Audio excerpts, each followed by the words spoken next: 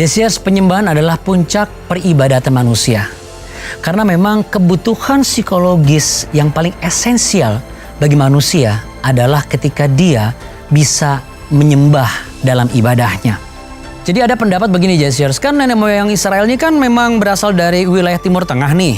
Jadi kemungkinan besar tata ibadahnya bangsa Israel sebagai umat pilihan Allah itu dipengaruhi oleh bangsa-bangsa yang ada di sekitarnya gitu.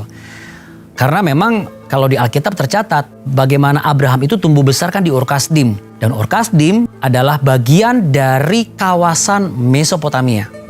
Kemudian Musa dan bangsa Israel. Tercatat di Alkitab bagaimana bangsa Israel sempat terpengaruh. Ada indikasi dipengaruhi oleh budaya menyembah berhalanya bangsa Mesir kuno atau juga termasuk bangsa Mesopotamia, yaitu dengan membuat berhala lembu tuangan emas. Namun apakah benar ini menunjukkan bahwa ibadah bangsa Israel memang benar dipengaruhi oleh bangsa-bangsa kafir? Jawabannya tidak. Justru penyembah berhala itu mengambil gagasan dari penyembah sejati yang dimiliki oleh umat pilihan Allah ini. Karena sejak awal pada Adam dan Hawa mengenai jaminan penebusan, ketika Adam dan Hawa yang awalnya memiliki hubungan yang baik dengan Tuhan, secara psikologis tidak ada beban, tidak ada hubungan yang rusak. Namun ketika mereka melakukan sesuatu itu jatuh dalam dosa, akhirnya mereka seperti ditelanjangi.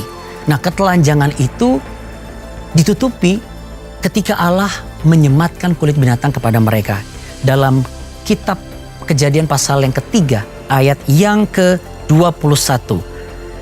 Dan Tuhan Allah membuat pakaian dari kulit binatang untuk manusia dan untuk istrinya itu, lalu mengenakannya kepada mereka.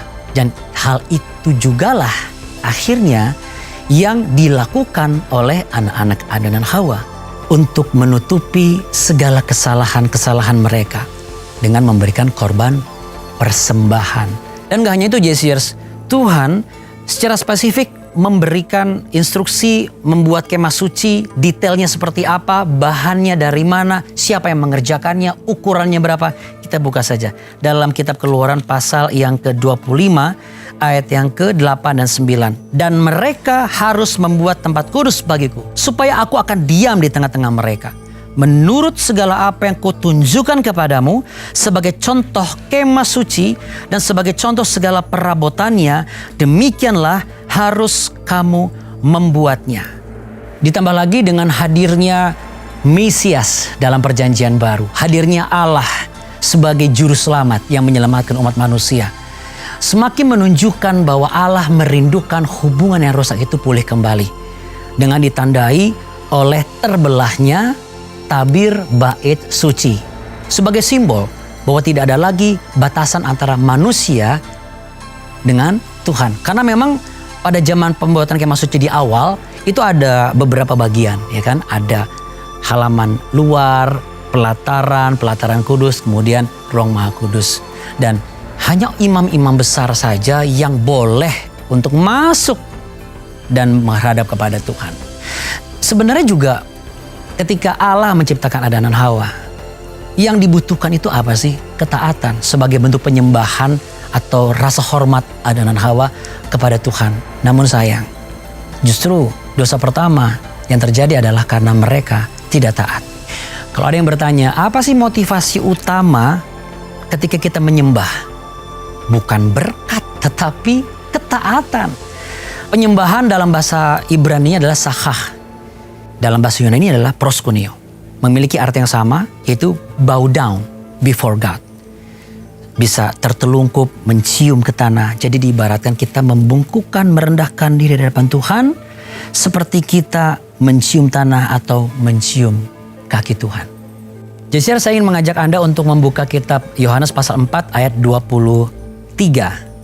Demikian firman Tuhan, tetapi saatnya akan datang dan sudah tiba sekarang bahwa penyembah-penyembah benar akan menyembah Bapa dalam roh dan kebenaran, sebab Bapa menghendaki penyembah-penyembah demikian.